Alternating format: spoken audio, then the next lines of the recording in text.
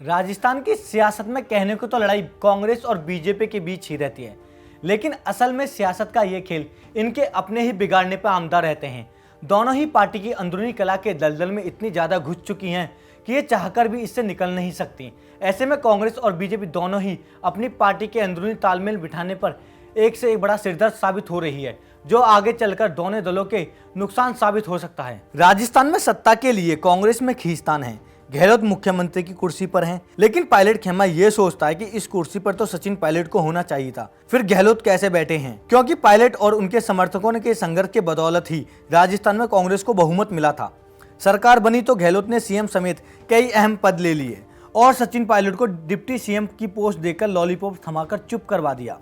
खैर, पायलट इस पर शांत रहे और अपना काम करते रहे, लेकिन जब पार्टी की सरकार में नंबर 2 की पोजीशन पर रहने वाले पायलट की नहीं चली तो पिछले साल बगावत कर दी। अब तक अशोक गहलोत के दिल में वो बात घर किए हुए हैं। गहलोत सचिन पायलट की उस बगावत को भूल नहीं पा रहे हैं, जब पायलट अपने समर्थक विधायकों के साथ जाकर मानेसर में बैठ गए थे। गाहे भगाए गहलोत के मुंह से ये निकल ही जाता है कि कुछ लोग तो सरकार ही गिरा देना चाहते थे, लेकिन ऐसा नहीं कर पाए क्योंकि हम उनसे ज्यादा मजबूत निकले। खैर, गहलोत पायलट के बीच नफरत अब उनके आमने सामने आने लगी है। कांग्रेस आला कमान को भी पता है कि वो कितनी भी कोशिश क्यों ना कर ले, अब दोनों में दोस्ती मुमकिन नहीं है। लेकिन कांग्रेस पार्टी ये अच्छी तरह जानती है कि राजस्थान में दोनों सियासी सुरमाओं की लड़ाई से नुकसान तो पार्टी को ही हो रहा है।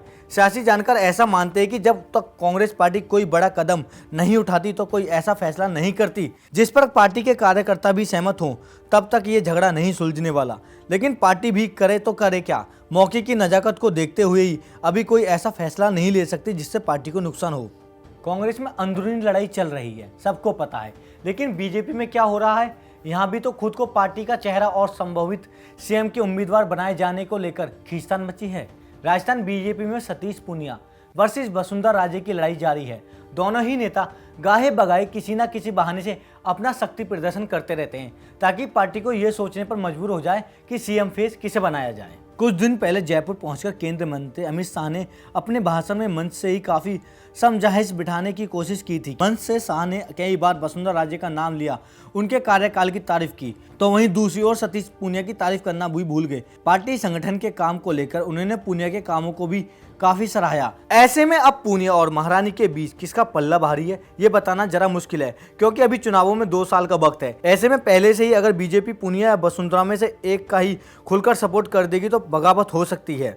लिहाजा बीजेपी आलाकमान भी कांग्रेस आलाकमान की तरह समझदारी दिखाते हुए अपनी पार्टी के झगड़े को फिलहाल दबाने में जुटी हुई है, लेकिन वक्त आने पर बीजेपी को भी किसी एक और की तरफ झुकना होगा। अब ये उस वक्त और हालत पर निर्भर करेगा जब प्रदेश में विधानसभा चुनावों का ऐलान होगा और पार्टी की सियासी बार का रुख पहचानने की कोशिश करेगी। खैर, तब तक हालात ऐसे ही बने रहने की उम्मीद जताई जा रही है। मेरी कमीज आपकी कमीज से ज्यादा सफेद है, ये साबित करने में कांग्रेस और बीजेपी दोनों ही पार्टियां जुटी हुई हैं। लेकिन मजेदार बात तो यह है, दोनों पार्टी आपस में मुकाबला करने के बजाय घर के झगड़े में ज्यादा उलझी हुई है।